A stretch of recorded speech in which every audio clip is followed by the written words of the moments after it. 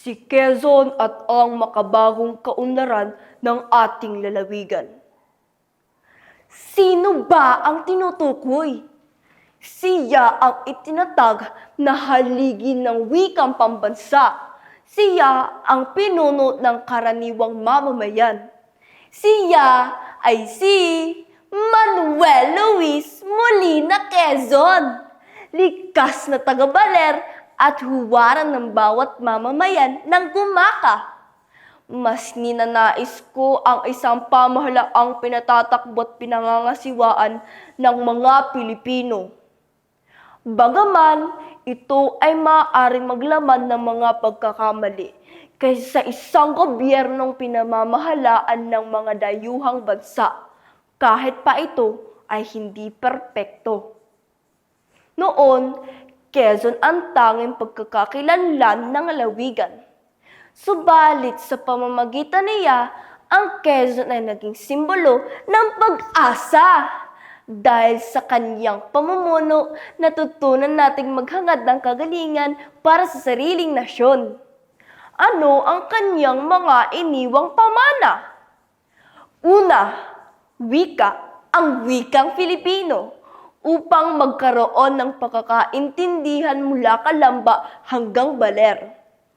Pangalawa, edukasyon, mga institusyong pang-akademiko mula sa kabundukan ng Katanawan hanggang sa mga pangpang ng Gumaka.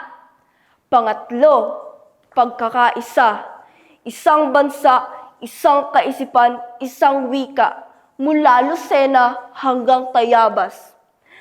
At sa kasalukuyan, pagmasdan ang ating lalawigan. Sa Lucena, ang sentro ng komersyo. Sa Tayabas, ang tahanan ng mga makasaysayang simbahan. At dito, sa Gumaka, isang bayang pinagpala, mayaman sa mga pananim na niyog, marilag ang katubigan sa pahingahan, narito ang St. Peter and Paul Church. At ang mga kabataang Gumakenyo na may kaandaang maglingkod.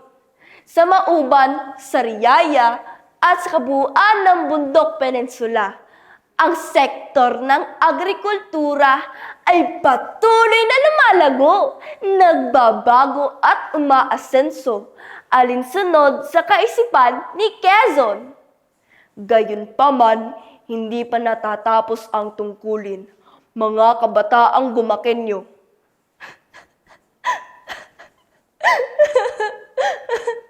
Bagaman, pumanaw na si Quezon, ang kanyang mga mithiin ay nananatiling masigla at ang pananagutan ay nasa ating mga kamay.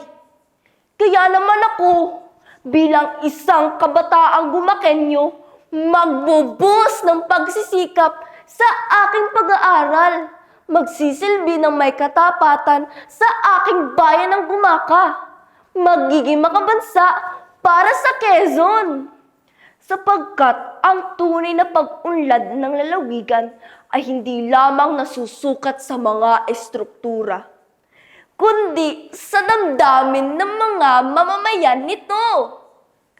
Ako si Aryan, anak ng Gumaka, anak ng Quezon, tagapagpanatili ng mga pangarap ni Manuel L. Quezon para sa makabagong Gumaka, para sa makabagong Quezon, para sa Pilipinas, mabuhay.